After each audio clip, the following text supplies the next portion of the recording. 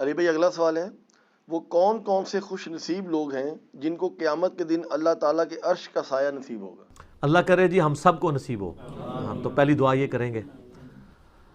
دیکھیں جی قیامت کے دن کی جو سختیاں ہیں نا، سورہ الحج کے سٹارٹ میں آتا ہے نا، اعوذ باللہ من الشیطان الرجیم بسم اللہ الرحمن الرحیم، پارہ نمبر 17 ہے نا جی. کیا سخت الفاظ ہیں. قیامت کے دن کے بارے میں اتنے سخت الفاظ اور کسی صورت میں نہیں آئے. یا ایہا الناس اتقوا ربکم، اے لوگو ڈر جاؤ اس اللہ سے، اپنے رب سے. ان زلزلۃ الساعۃ شیء عظیم، بے شک قیامت کا زلزلہ بہت بڑی چیز ہے. یوم ترونہا تذہل کل مرضعۃ عما ارضعت، وہ دن وہ ہے کہ جب ہر دودھ پلانے والی اپنے بچے کو بھول جائے گی، چاہے وہ جانور ہے انسان ہے. کتنی محبت ہوتی ہے ماں کو. اللہ فرما رہا ہے بھول جائے گی اپنے شیر خوار کو بھی. وَتَضَعُ كُلُّ ذَاتِ حَمْلٍ حَمْلَهَا، اور جتنی حاملہ ہے اس کا حمل بھی گر جائے گا. وَتَرَى النَّاسَ سُكَارَى، اور تم دیکھو گے کہ لوگ نشے کی حالت میں پھر رہے ہیں. وَمَا هُمْ بِسُكَارَى، حالانکہ وہ نشے کی حالت میں نہیں ہوں گے. وَلَكِنَّ عَذَابَ اللَّهِ شَدِيدٌ، بلکہ اللہ کا عذاب ہی اتنا شدید ہوگا کہ آپ کو لوگ نشے میں نظر آئیں گے. سورہ المزمل میں آتا ہے کہ وہ دن ایسا ہے جو بچوں کو بوڑھا کر دے، غم کے مارے بوڑھے ہو جائیں. اور اتنی سختی کے عالم میں جب صحیح مسلم میں آتا ہے کہ 1.25 میل کے فاصلے پہ آگ برسا رہا ہوگا سورج، اور زمین اتنی دہک رہی ہوگی، ایسی صورتحال میں اللہ کے عرش کا سایہ کسی کو نصیب ہو جائے تو وہ آپ سمجھ لیں وہ اسی طریقے سے ہے کہ جیسے سخت گرمیوں کے موسم میں کوئی بندہ اسٹیڈیم میں میچ دیکھنے گیا اور وہ ایئر کنڈیشن والے شیشے والے باکس میں بیٹھا ہوا ہے. بیٹھا وہ بھی میچ دیکھنے ہے اور باہر بھی میچ دیکھنے والے ہیں، لیکن دونوں کی حالت ڈیفرنٹ ہے.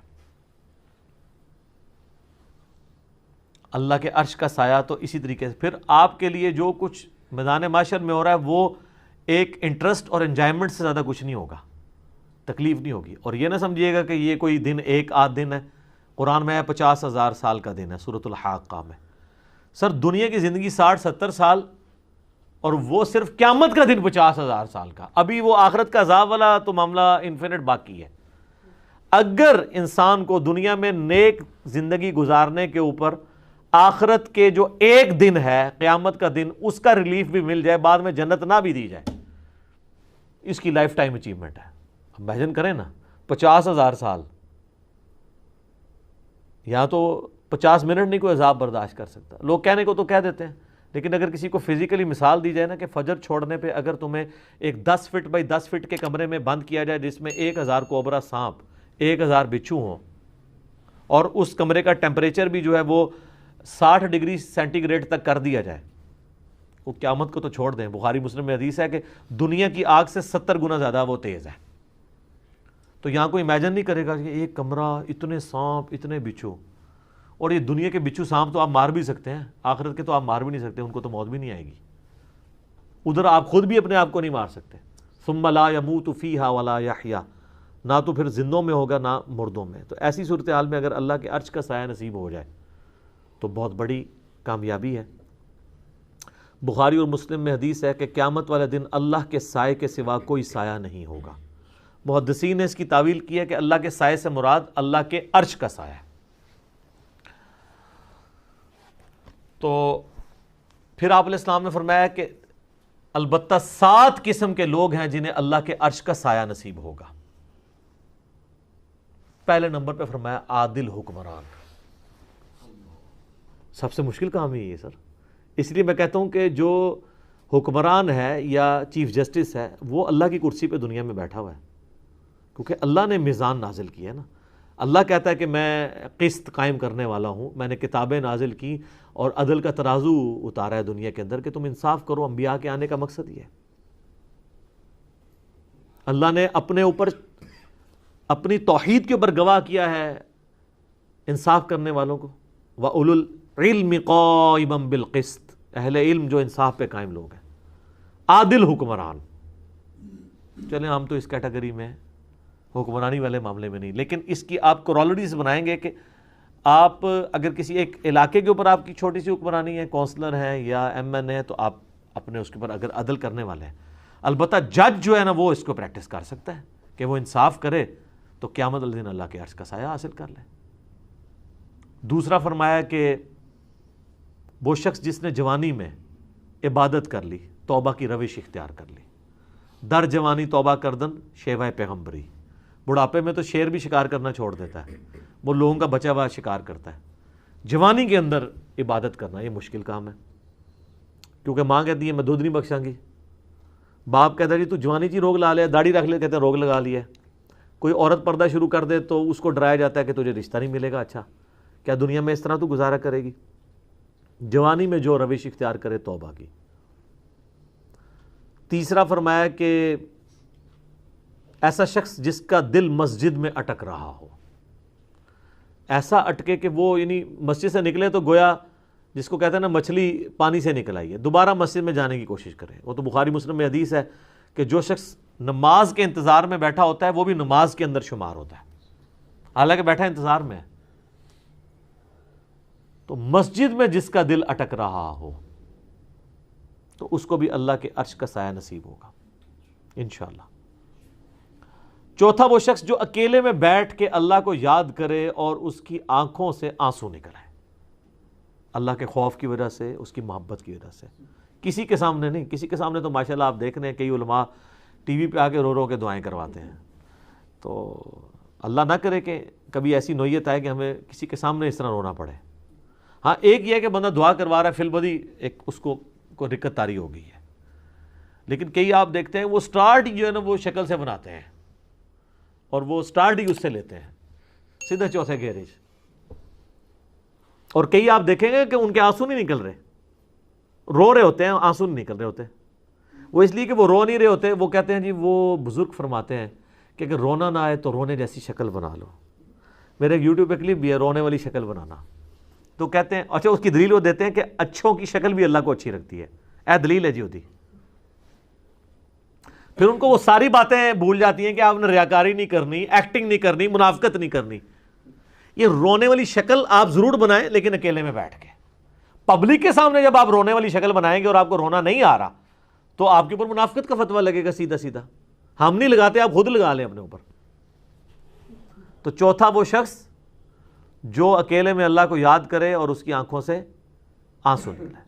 پانچواں وہ شخص کہ جسے کوئی اعلیٰ نسب والی عورت برائی کی طرف مائل کرے اور وہ اللہ کے خوف سے رک جائے اور وہ کہے کہ میں اللہ سے ڈرتا ہوں, میں یہ کام نہیں کروں گا, تو اسے بھی قیامت والے دن اللہ کے عرش کا سایہ نصیب ہوگا. اور چھٹا وہ شخص کہ جو اللہ کی محبت کی وجہ سے کسی کے ساتھ دوستی رکھے. اچھا اس میں بڑے پیارے الفاظ ہیں.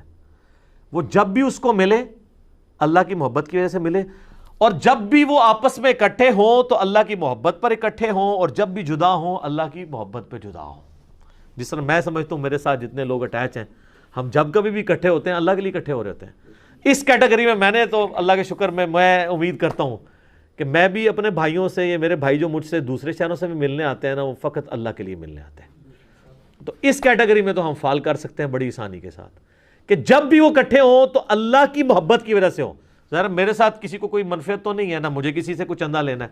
میرے ساتھ جو لوگ بھی آتے ہیں وہ اس لیے آتے ہیں کہ اللہ کی وجہ سے وہ محبت رکھتے ہیں. تو یہ کیٹیگری آسان ہے جی. انشاءاللہ ہم بھی اپنا ایک کیٹیگری میں ہم فال کر سکتے ہیں بڑی آسانی کے. اس کے علاوہ بھی کر سکتے ہیں محنت کرنے سے. بہرحال میں نہیں کہتا کہ ہم پہ کوئی ایسا امتحان آئے کہ کسی عورت کے فتنے سے ہمیں گزرنا پڑے, ٹھیک ہے. اس کے بغیر ہی جو ہے نا وہ ہم اللہ تعالیٰ اس بغیر حساب و کتاب کی جنت میں داخلہ عطا فرمائے, 70,000 لوگوں میں شامل فرمائے. تو اللہ کے لیے جمع ہوں اللہ کی محبت پہ, اور جب جدا ہوں تب بھی اللہ کی محبت پہ. اللہ کی باتیں کرتے ہوئے اکٹھے ہوں, جدا ہوتے وقت بھی اللہ کی محبت پہ جدا ہوں. اچھا یہ واحد وہ بات ہے جس کے اوپر نبی علیہ السلام نے تفصیلی گفتگو کی ہے. یہ 7 لوگوں کو جو عرش کا سایہ نصیب ہونا ہے نا, باقی سب اجمالاً ہے. عادل حکمران, دیٹس آل. اس کی کوئی آگے تفصیلات نہیں بیان کی, ٹھیک ہے. اکیلے میں بیٹھ کے روئے, آنسو آ جائیں, کوئی تفصیلات بیان نہیں کی. یہ واحد موقع ہے جہاں آپ علیہ السلام نے ڈیٹیل بات کی کہ جو لوگ اللہ کی محبت پر اکٹھے ہوں، جب بھی ملیں تو اللہ کی محبت پہ اکٹھے ہوں، اور جب جدا ہوں تو اللہ کی محبت پہ۔ وہ تو مسلم شریف میں حدیث ہے نا کہ ایک شخص اللہ کے لیے کسی دوسرے شخص کو ملنے جا رہا تھا تو انسانی شکل میں ایک فرشتہ نازل ہوا۔ اس نے کہا کدھر جا رہے ہو؟ ان کا فلاں شخص کو ملنے۔ کیوں؟ رشتہ دار ہے؟ نہیں۔ اور کوئی منفعت؟ نہیں۔ کیوں؟ اللہ کے لیے، میں صرف اللہ کے لیے اس سے محبت کرتا ہوں۔ تو فرشتہ کہنے لگا مجھے اللہ نے بھیجا ہے کہ اس کو جا کے خوشخبری تمہیں سنا دوں کہ اللہ بھی تم سے محبت کرتا ہے۔ واہ جی واہ، کیا بات ہے! ہمارا اللہ سے محبت کرنا یہ چھوٹی چیز ہے، اللہ کا ہم سے محبت کرنا یہ بڑی چیز ہے۔ ٹھیک ہے، وہ جو مولا علی کے لیے کہتا ہوں نا، وہ جو غزوہ خیبر والی حدیث ہے بخاری مسلم کی، کل اس شخص کے ہاتھ میں جھنڈا دوں گا جو اللہ اور اس کے رسول سے محبت کرتا ہے اور اللہ اور اس کا رسول اس سے محبت کرتا ہے۔ دیکھیں اللہ رسول سے محبت کرنے والے اس وقت بھی اللہ کے فضل سے کروڑوں میں ہیں، لیکن آپ مجھے کسی ایک پہ انگلی رکھ کے کیا گارنٹی سے کہہ سکتے ہیں کہ اس سے اللہ اور اس کا رسول بھی محبت کرتا ہے؟ صرف اس نے ظاہر نہیں رکھ سکتے، لیکن میں کئی لوگوں کے بارے میں گارنٹی دے سکتا ہوں کہ وہ اللہ اور اس کے رسول سے محبت کرتے ہیں، واقعی کرتے ہیں، چاہے ان کے نفس میں سستی بھی ہو۔ یہ کمال نہیں ہے، کمال یہ ہے کہ ادھر سے بھی محبت آئے، ایک طرف سے نہ محبت چلتی رہے۔ تو 6 بندے ہو گئے تھے، اور 7واں یہ ہے کہ جو دائیں ہاتھ سے صدقہ کرے اور بائیں کو خبر نہ ہو۔ اچھا یہ بھی آسان کام ہے، کوئی مشکل کام نہیں ہے، کسی بھی غریب کی مدد کی جائے۔ ابھی یہ جو کورونا کے دن چل رہے ہیں، آپ دیکھیں کئی لوگوں کے کاروبار اجڑ گئے ہیں، ان کے لیے بیسک نیڈز کو میٹ کرنا مشکل ہو گیا، تو آپ اگر ان کے لیے مدد کر سکتے ہیں۔ لیکن یہ ہے کہ بھی اپنے اپنے رشتہ دار، اپنے اپنے جو قریبی محلے دار ہیں، ہر بندے نے اس کو دیکھنا ہے، وہ اس کی ذمہ داری ہے۔ تو اللہ کا شکر ہے، ہم تو اپنے طور پہ جہاں تک ہو سکتا ہے، جو ہمارے اللہ تعالیٰ نے جتنی وسعت دی ہے، کوشش کرتے ہیں، لوگوں کو ترغیب بھی دلاتے ہیں۔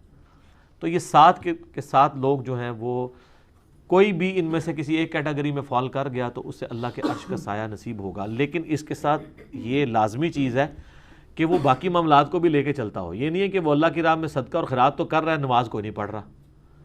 یہ احادیث میں جتنے فضائل آتے ہیں نا، یہ اس شخص کے لیے ہوتے ہیں جس نے بیسک ڈیٹم لیول اچیو کیا ہوتا ہے۔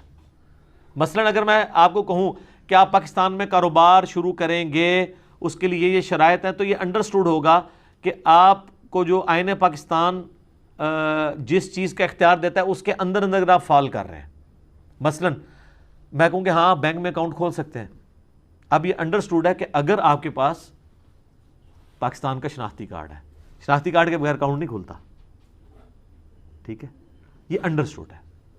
اب آپ نہیں کہہ سکتے نہیں میں پاکستان کا شہری ہوں، سب کچھ ہوں، میرا اکاؤنٹ کھلنا چاہیے، نہیں، شناختی کارڈ اس کے لیے شرط ہے۔ اسی طریقے سے نماز شرط ہے مسلمان ہونے کے لیے، قرآن میں آیا نا منیبین الیہ، اللہ کی طرف رجوع لانے والے بنو، وَأَقِیمُوا الصَّلَاةَ، اور نماز کو قائم رکھو، وَلَا تَكُونُوا مِنَ الْمُشْرِكِينَ، اور مشرکوں میں سے نہ ہو جاؤ، یعنی جو نماز نہیں پڑھتا اللہ کے نزدیک وہ کیا ہے؟ مشرک۔ اور مسلم شریف میں حدیث ہے 246 نمبر، بندے کے کفر اور اسلام، شرک اور ایمان کے درمیان فرق نماز ہے۔ لہٰذا یہ جتنی احادیث میں فضائل یا قرآن پاک میں فضائل آئے ہیں کہ آپ کو یہ کرنے کے اوپر یہ مل جائے گا، یہ مشروط ہیں کہ آپ ڈیٹم لیول کا دین پریکٹس کیے ہوئے ہیں۔ اگر آپ نے وہ نہیں کیا ہوا پھر کوئی فضیلت نہیں آپ کے لیے۔ سبحان اللہ کے اوپر 10 نیکیاں آپ کو تبھی ملنی ہے جب آپ یہ باقی کام بھی کر رہے ہیں۔ وہ کہتے ہیں نا نہیں سبحان اللہ و بحمدہ 100 دفعہ پڑھ لیں تو سمندر کی جھاگ کے برابر بھی گناہ معاف ہو جائیں گے، نماز نہ پڑھے بے شک، اس طرح نہیں ہوگا۔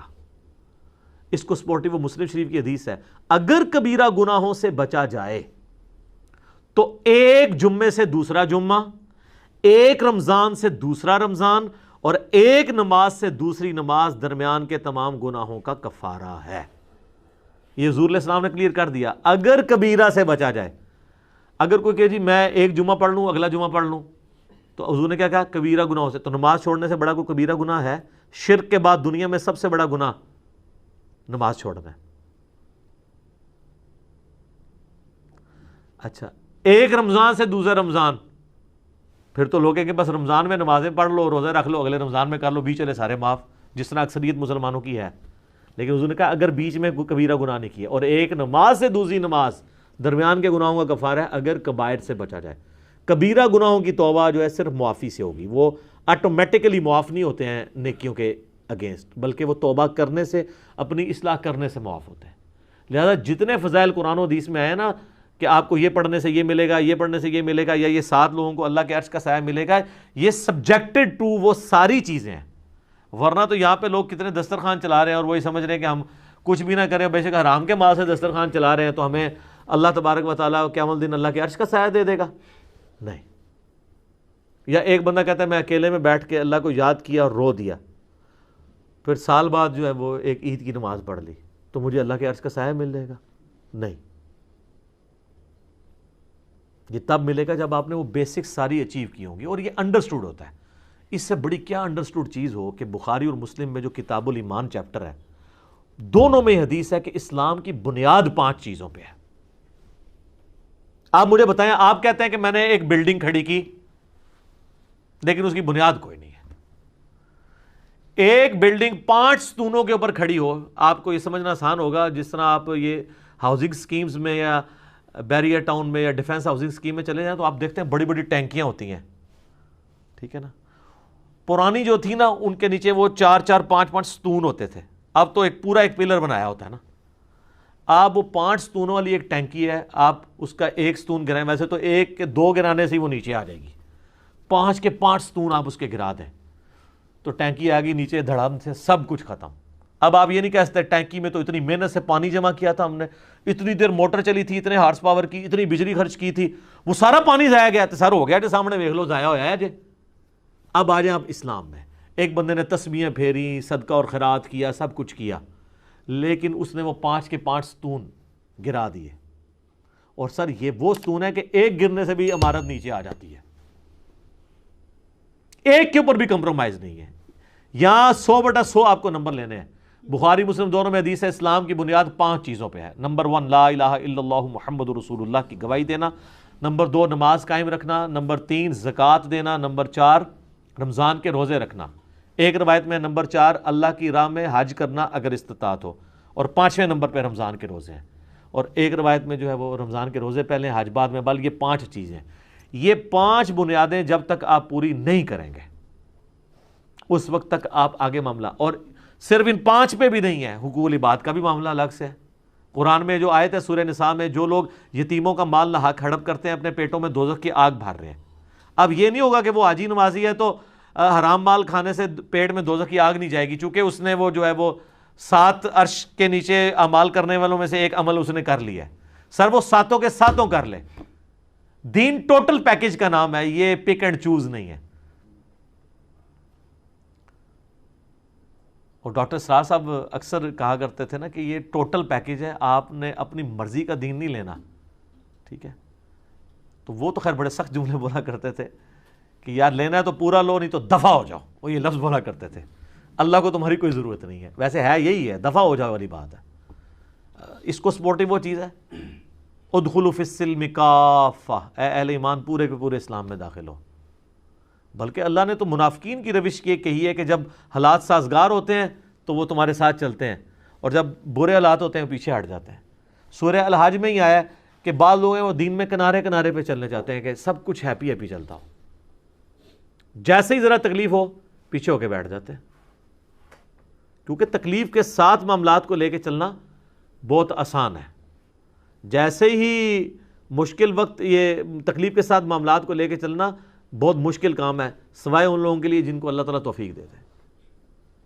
اس لیے میں کہتا ہوں اے سی والے کمروں میں، اے سی والی مسجد میں بیٹھ کے زہد و ورا کی باتیں کرنا، اور صحابہ کرام کے جناب وہ یرموک اور قادسیہ کے واقعات سنانا کہ جی وہ اتنے ان کو زخم آئے اور یہ ہوا، کیونکہ مجھے تو کوئی زخم نہیں آ رہا، مجھے تو مچھر بھی نہیں کاٹے گا، میں نے تو وہ الیکٹرک وہ لگایا ہوا ہے ادھر مچھر مارنے والا، اور اس سے پہلے اسپرے بھی کروایا ہوا ہے، تو میں ادھر بے شک کہتا رہوں، ٹھیک ہے، یہاں بیٹھ کے میں قادسیہ یرموک لڑتا رہوں، کوئی مسئلہ نہیں ہے۔ مشکل وقت میں معاملات کو لے کے چلنا یہ ذرا مشکل کام۔